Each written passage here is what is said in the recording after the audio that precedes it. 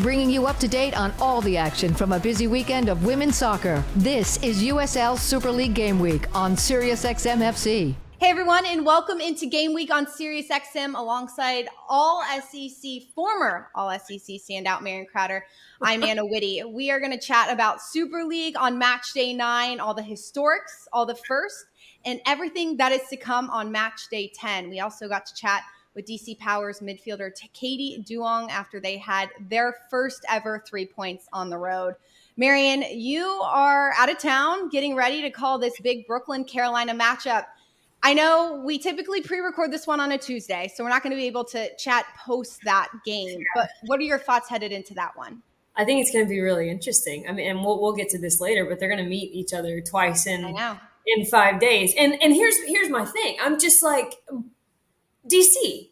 Like, DC just needed me to call them out. So, like, maybe Carolina's attack just needs me to call them out to, like, get some goals on the board. I don't know what's going on. And I am super excited because I actually think that I think Jess Silva and Philip Poole both have a very nuanced tactical approach to how they're doing things right now. I think they both are trying to play within an identity, but then also be able to make tweaks and changes to that. So I am highly intrigued by what we're going to see tonight, because I also think that Brooklyn is posing a lot of different threats for teams right now. Yep. And Carolina, it depends on the day, right? Are we going to get a defensive performance? Or are we going to get an attacking performance? We shall see, and then we'll rehash it all on Saturday. Yeah, exactly. I was going to say, everybody listening to the show already knows what's going to happen because we're talking. Probably she sounds like an idiot. Yes. Well, let's talk about what happened on match day 9, because Lexington had their first historic win over Spokane. It was a 3-2 win. Crazy to me that Lexington is tied for the most goals in the league right now with 10. Yeah. There was some tactical changes. Madison Parsons played the 9, and Mary Kate McGuire played in the midfield out wide. I liked it. Yeah, me too. I don't know. I mean, I think Madison Parsons did some really interesting things. I think Mary Kate McGuire is honestly just a baller. I think she's a footballer. I think you can put her in a lot of different positions, which is something Lexington needs right now as they're trying to hone in a little bit more. But I mean, overall, Anna, I think Lexington actually the past 2 weekends have to be pretty pleased, especially given the way that they started the season, how pretty tough we've all been on this Lexington side. They are really starting to show some improvements, especially in the attacking front. Here's the thing, though. It's still not good enough on the defensive side of the ball. I think that's quite easy to see. I think when they do have their best defensive moments, it's actually with their front 4 or 5 really trying to hone in on pressuring the ball higher up the pitch and turning those defensive pressure moments in the final third into actual attacking moments in the final third. I don't know how great that is, though, right? That you're having to rely on your attackers to be on both sides of the ball. I mean, I would still, first of all, Mike Dickey, one person we really haven't talked about a lot on this show is Mike Dickey. I've known Mike Dickey for a while. I actually haven't even gotten a chance to talk to him yet this season, but I've known Michael a while just from the youth levels. He is a coach that can absolutely take this team where they need to go. He was hired for a reason. So I want to get that out first and foremost. He's very intelligent and he knows what it takes to be successful at this kind of level. He's been with all kinds of youth national teams throughout his years. So the reason I say that is because I want to preface by saying, if I'm Mike Dickey, I am realizing that there are still some questions that we need to fill, particularly at the center back positions. Right. But if you're going to do this right, I would really take my time and make it a big deal, right? That's going to take phone calls. That's going to take trips, depending on who we're talking about. That's going to take a lot of film and a lot of recruitment. I don't mind if Lexington continues to approach this fall season as, hey, let's just stay afloat and let's really try to bring in people we know are going to be the solution to those problems, specifically that center back pairing in the spring season. So all my Lexington fans out there, I do not, try to rush something that I personally feel like should really be taken with a lot of consideration as we move into the spring season. Lexington has a lot of time. The negative side is they have conceded 17 goals. That is by a mile the most of anybody in the league. Mile. Now Spokane drops to 1-3-3, which is crazy to me that it's a team that started really high and now they only have one win on the season. But I do want to dive a little bit more deeper into the DC Brooklyn game, Marion, because DC gets this historic first win on the road. It was an own goal off of Kelsey Hill. It was Katie Duong from DC Power who had the corner kick, goes in the back of the net in stoppage time. DC gets the win. DC is a team that they saw through the 15 shots from Brooklyn in that game. They're a team that had minimal shots on target, but they consistently find opportunities. What was the major factor that allowed DC to get this 3 points at this point in the season? It almost felt like, from a tactical standpoint, I actually felt like a lot of what we've seen from DC is some struggle to keep defensive structure while they have the ball. So while we've been seeing them press and be a little bit more risk-taking in the attack, that's really hurt them in terms of how exposed they are defensively. And I actually thought the biggest difference for them tactically was just that adjustment, right? They actually found a lot of balance. When I went back and watched the film, they actually found a lot of balance between moments to go, moments to sit back as a collective. And that's really where we've been seeing the sense of urgency that they need to score really hurt them on the backside of things. We didn't see that. I actually thought that it was a really nice collective effort from DC. But I'm just angry at them, Anna. I'm mad at them because Why? because I have been singing. Like I said, I've been on the DC train. I've been on the DC train. We Last week we get on here and I'm just like, guys, like we've got to do something. And then, lo and behold, they go and fight to the death and get their first 3 points. So I don't know, maybe if I call them out again, they'll keep doing it because I like when this team is good. Because again, I see the gears turning. I see the intelligence that's there on the field. I do still think, however, that they are in a position where we're not sure, to be frank. And I think one of the big question marks that this game actually took away was the question of, is it just confidence or is it actually a deeper problem? Well, they scored and they showed well. I thought that they mitigated a lot of what Brooklyn could do. I thought, again, they weathered the storm collectively and then they fought to get the goal in a really tough position. So the confidence now, we will see if that was actually a problem because they should have more of it. The buzz should be there. The celebration, I thought, Anna, you could tell that they were just like, yes, finally, this is what we need. So now the question is going to have to be answered. Was this really a confidence problem or is there going to be something deeper? And we're going to find that out this weekend, no doubt. DC Power really used their outside backs a lot in this game, and I thought that's what changed their attack. Getting Fredericks and Diorio involved She was good. Yes, both of them were really good. Then it was this Brooklyn side. They've lost their last 2 games. They only had 1 shot on target. Their previous match only had 2 shots on target. And then you look at defensively, they've made another goalkeeping change. How does an inconsistent goalkeeper in net impact a team? Yeah, and I mean, let me preface this again. Yeah.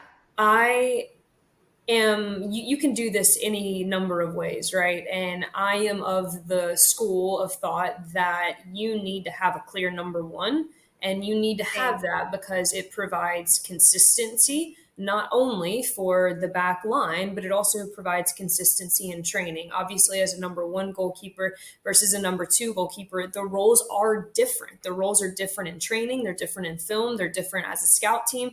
And obviously, they're different on match day. And so being able to have a clear number 1 and allow that number 1 to grow into the position, for me, is a really key part in their success overall throughout the season.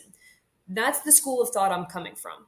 I understand that Jess Silva and Kristen Sample, when she was the interim head coach, we knew, Anna, that this was going to be a team that had arguably one of the strongest goalkeeper unions that we've seen in the league, and that has absolutely come to fruition. It's a good problem to have, and I understand that there are matchup, consistencies, right? So for Nico Purcell. She is going to be more of that shot stopper type of goalkeeper. She was excellent when we saw her, and it was surprising, I think, to a lot of us that Sid Martinez ended up getting the start, but she's going to be more of that goalkeeper that mitigates transition because she plays so high off of her line. I get that there are different personality profiles, but again, I think that there should be a clear number one, and I think Nico Purcell is making an argument that it should be her. Martinez playing off her line that high, Marion, is actually the biggest understatement we've ever said on this show, because Martinez might as well have been their 9 at times. I loved it. It was so fun to see how she impacted the game. And to that point, Brooklyn has 2 really consistent, solid center backs that Silva is really high on. So you add a different goalkeeper at times. It's interesting to see their dynamics with the center back pairing. So those are the 2 games that happen on match day 9 in the Super League. A lot of firsts, a lot of historic moments, a lot of excitement, but then it posed a lot of question marks. So we are going to step aside. We have plenty to talk about. The preview right after this. Don't go anywhere. It's game week on Sirius XM. Bringing you up to date on all the action from a busy weekend of women's soccer. This is USL Super League Game Week on Sirius XM FC. Welcome back to Game Week on Sirius XM alongside Marion Crowder. I'm Anna Witte. Match day 10 in the Super League. Let's talk about Dallas at DC Power. Dallas has 6 days off since their last game. DC Power is traveling home after a big win on the road against Brooklyn. Dallas is the most experienced team in this league. They have the most professionalism. They have the most players that have experience at the highest level. How do they use this time on the road to get another 3 points and continue to build on the nice results they've had of late? Yeah, I think sometimes when you have a team that's as experienced as Dallas, especially given some of the rest days that they've had, the next question is, how can we continue to enhance the culture? And a lot of coaches will tell you going on a road trip where you eliminate those external factors, not that being at home is ever bad, but oftentimes, right, you have friends in town, you have family in town, you have a little bit more leeway in terms of the schedule because you have your own car, you have your own places to get, you have your own things to do at home. When you go on the road, it really is a trip, and it is a trip that is just solely to go get a result and come back. And so sometimes having that mental approach also makes you dive a little bit deeper into the players around you because you can't escape them. They are always there, like it or not. And so I do think from a mentality standpoint, this is a part for Dallas where they just continue to try and enhance that culture and bring that group of veteran experience aligned on the same goals. For Dallas specifically, I think that they pose a very interesting threat in terms of DC's midfield. We saw a 4-4-2 diamond a lot of times with DC, and sometimes that diamond can end up going out wide to be more flank overloaded, and they leave a lot of space centrally. You do that against an Amber Brooks type of player, and she's going to make you eat it. So I think this will be a really interesting game where the midfield matchup is the key. That game is going to be 7:30 on Wednesday, tonight, actually, on Peacock between Dallas Trinity and DC Power. Fort Lauderdale will host their second ever home game at Fort Lauderdale United Stadium against Lexington, coming off of their 3 points. Fort Lauderdale had a really nice home opener against Brooklyn. They used their wide play really well. However, only 1 goal. A lot of that is because of the weather against Brooklyn. But how do they continue to use those wide opportunities to get points on the board? Feed them. I mean, I wish that I had some nuanced tactical explanation for this, truly. But if no one has proven that they can stop your players in the wide channels, continue to get them the ball more. I thought Cam Brooks did an excellent job feeding the wide players, continuing to just put them in isolated situations. If I have to make it tactical, here's kind of how you make sure that that's opened up, right? You don't have to do anything for players like Hamid and Gordon. They can take care of the ball themselves. The question really becomes, how do you continually get them the ball when teams know that's what you're trying to do?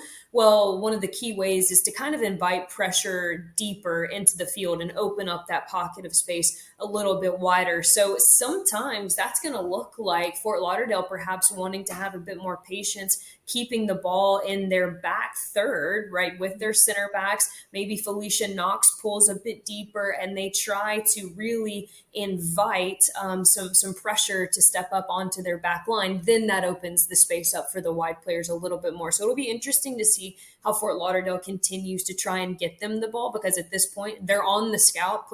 Teams know that that's exactly where they're trying to go. And so it's going to make for really interesting tactical matchups. Hopefully a sunny day too for Fort Lauderdale United, because it's a beautiful stadium and everyone was raving about that big home opener against Brooklyn when it just came to the facilities and what Super League is doing in Southern Florida. That game's at 7:30 p.m. on Saturday on Peacock. Carolina will host Brooklyn after Brooklyn hosted Carolina Tuesday night. This is a big one for Brooklyn. They, before this game against Carolina, because we don't know the result, we're recording this on Tuesday, they are coming off of 2 losses, a loss to Fort Lauderdale and then a loss to DC Power. They have the deepest bench when it comes to how many dynamic forwards they have. However, we haven't seen that happen outside of the first few games of the season. So how can they be a little bit more dynamic against Carolina, who has a really solid starting 4-back? They have, you said it. I mean, Carolina has arguably, for me right now, Carolina Ascent is the picture of a collective unit. Yeah. And I say that because, there are going to be, yes, we've seen a little bit of a lull in their attack, but arguably there was some lull and some question marks around some of their defensive play earlier this season. And so the reason I use the word collective is because sometimes it seems like when the back line isn't playing the way that we're used to seeing, the attacking group has their back. When the attacking group perhaps isn't scoring goals, the defensive unit is really dedicated to keeping balls out of the back of the net. So just from a collective standpoint, these 2 matches, again, because we don't know the result of tonight's match, these 2 matches are going to be huge for Brooklyn in terms of creating more of a multi-track attack, if you will. I felt like in their match against DC, and you were on that game, I felt like it was very predictable and a bit too Route One. They were really looking for Mackenzie George and finding her in transitional moments and then just kind of letting her try to take on 2 to 3 players, albeit Mackenzie George has that ability, and we saw it multiple times. But for DC to have not only 1 successful outing, but 2 successful outings, both Tuesday night and Saturday night, it's really going to have to be about finding a bit more dimension, a bit more fluidity. And a lot of that comes from players wanting the ball, right? Having joy with finding those pockets of space. And I would argue that they're going to have to ask Sam Kroger to be more of a forward-thinking 6. As you mentioned before we got on this recording, she is excellent at linking up the lines. She's excellent on the ball. Her distribution is excellent. I mean, second to maybe Sam Meza with the Dallas Trinity. So I think Sam Kroger on the ball more is going to be a key part as well. That's a really good comparison, because I think Meza and Kroger have a lot of similarities. Yeah.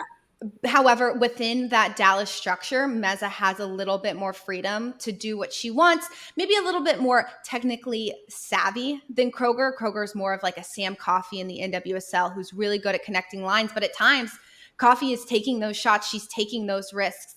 And that is what Silva's going to need from Kroger. It was also interesting to see Jess Garziano drop a little bit deeper into the midfield, and Gravias got the start in the 9. I don't think Silva should go back to that. I think Garziano is a true 9 and she should stay in that position. But it will be fun to see the adjustments against Carolina, because Carolina is coming off a tie against Lexington. That tie happened in stoppage time. It in many ways was a loss to Carolina, because it should have ended in 3 points for the Ascent. They're still at the first in the table. However, what is going to be Carolina's biggest challenge when it comes to 2 games against the same opponent in 5 days?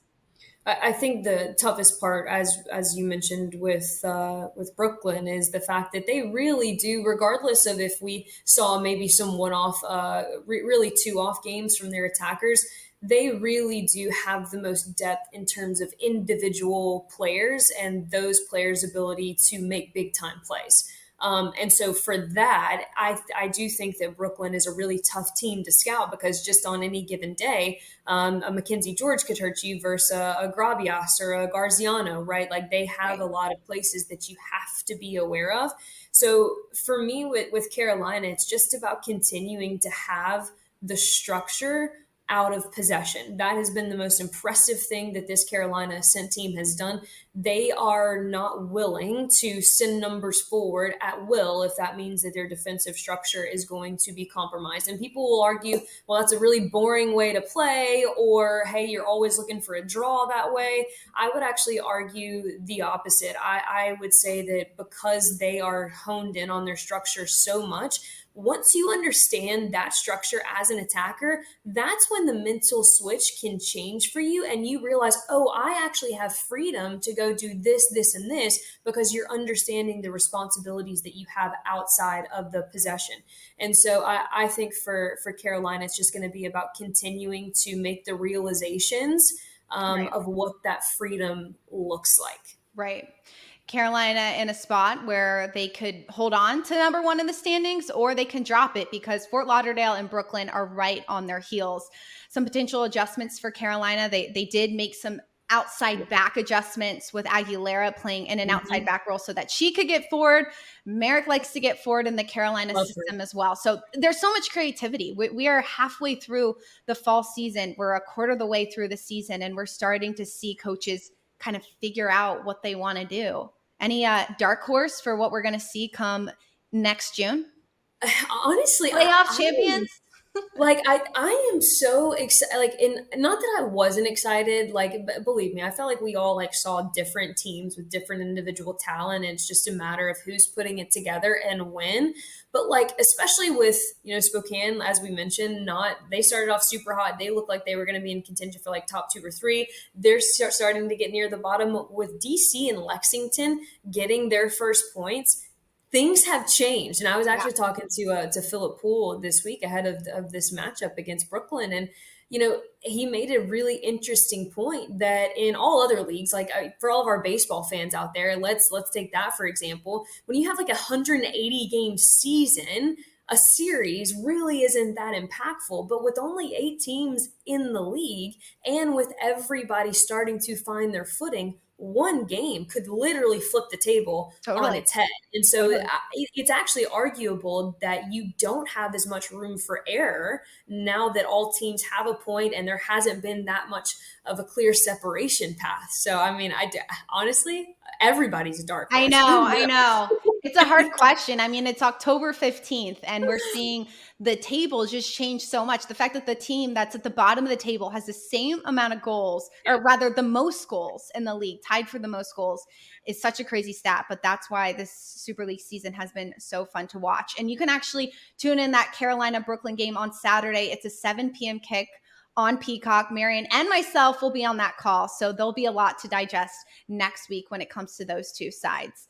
DC Powers, Katie Duong joined us on the show. She talked a little bit about her journey from the NWSL draft to the Super League and some of the things that she's doing off the field that Marion and I could never, ever do. So tune into that. Stay with us here on Game Week on SiriusXM.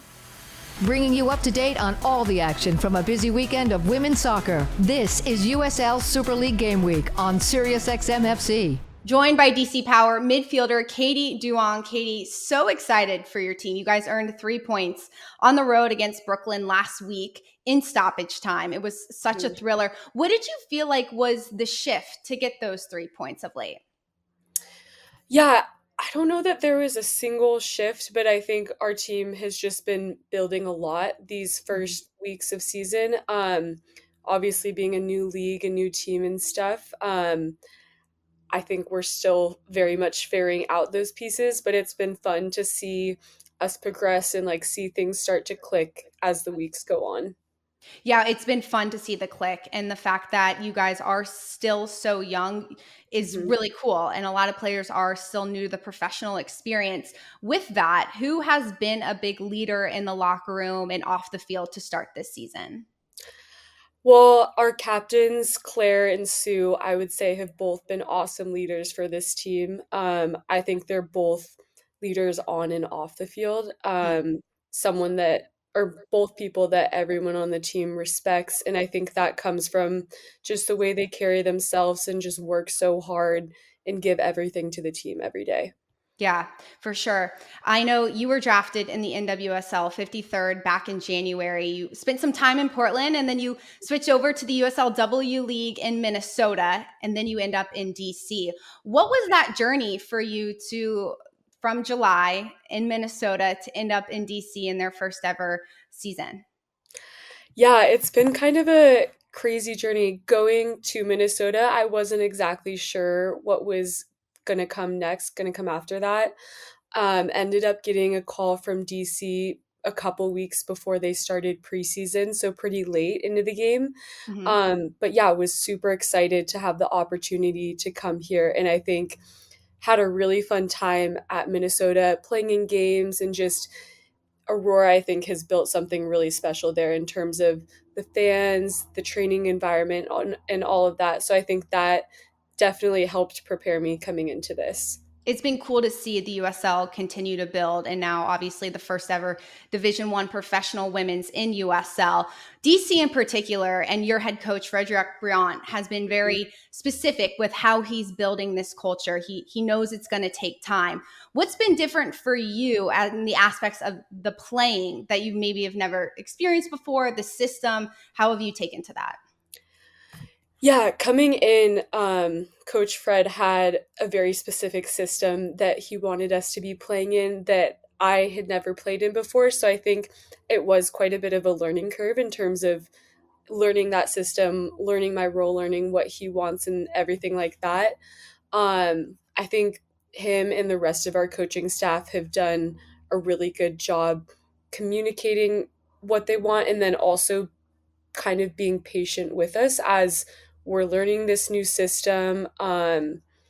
Yeah, but I think it's definitely a hard balance between that being patient and like knowing we're progressing and trusting that, but Right. then also making sure we really are growing within that and progressing towards getting wins, getting results every single week.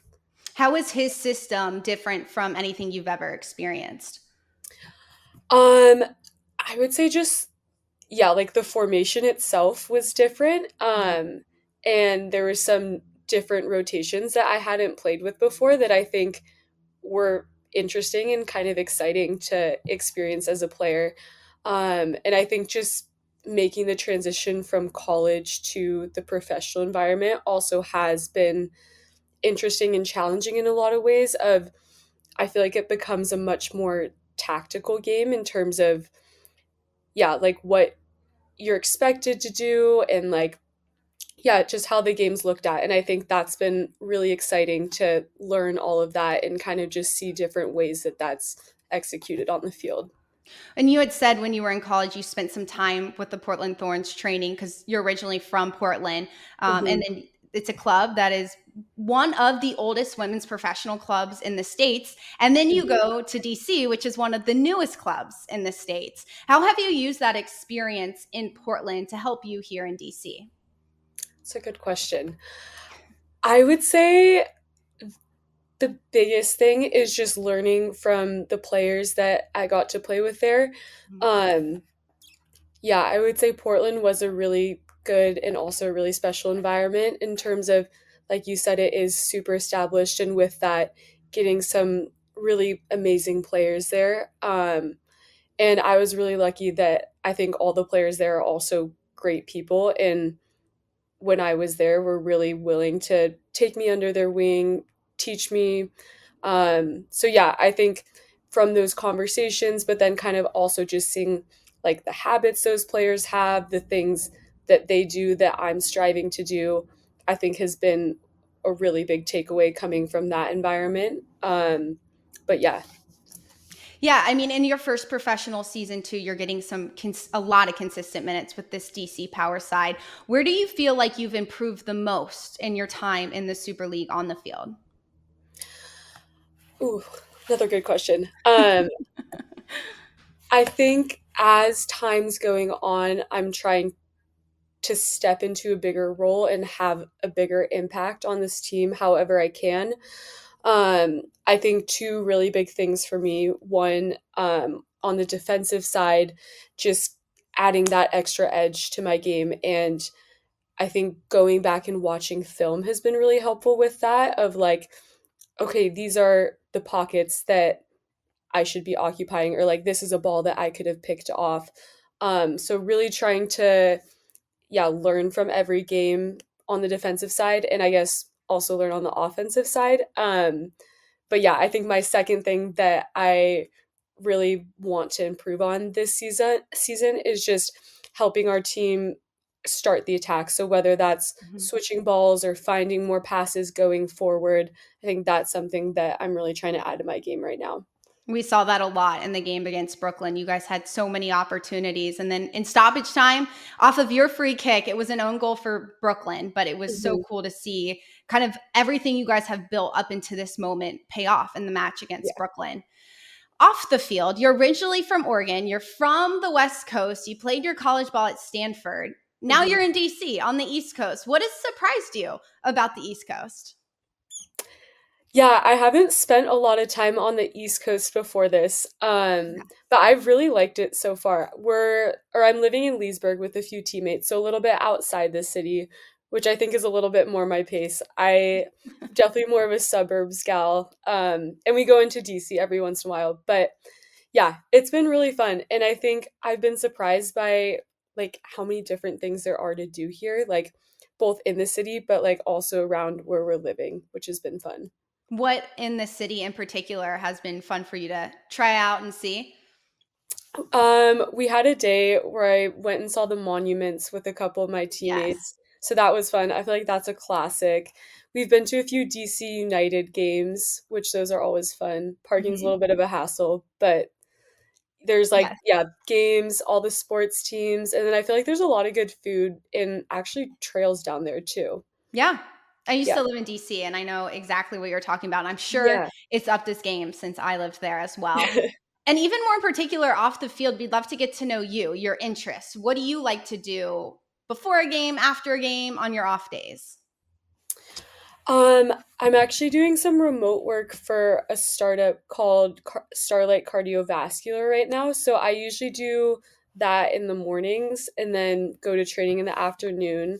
I'm also wanting to get into coaching after I'm done playing. So I started coaching for a local club.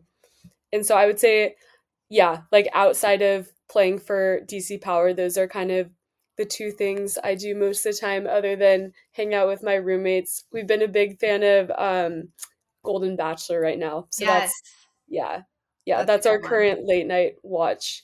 Wait, tell me more about this startup and your interest in the cardiovascular side. What in particular are you doing for this startup? So I started working for them, not this summer, but the summer before. I studied biomechanical engineering in college. So I've been really interested in like biotechnology and that type of stuff. And so I've been doing some image analysis and just like reading a lot of papers and doing research for them. It kind of depends on the week, but it's been fun. Do you have one in particular that when you mentioned post-playing coaching, is also the bio side something you want to pursue as well? Yeah, I'm not exactly sure what I want to do when I'm done playing, but those are kind of the two routes that I'm thinking about right now. Very cool. Very different, but very unique. And I'm sure it kind of flexes your brains in different ways and gets you thinking off the field. For sure. Sure. Well, Katie, thank you so much for the time. It was so great to get to know you and learn a little bit more about your background and what's going on in DC. And good luck this weekend. Thank you so much. Thanks so much for joining into Game Week on SiriusXM. Make sure to tune in to Match Day 10 on Peacock. There are matches all weekend long, and we will see you next Wednesday. You can tune in on YouTube or on the SiriusXM app every single Wednesday. Have a great week. You've been listening to USL Super League Game Week on SiriusXM FC.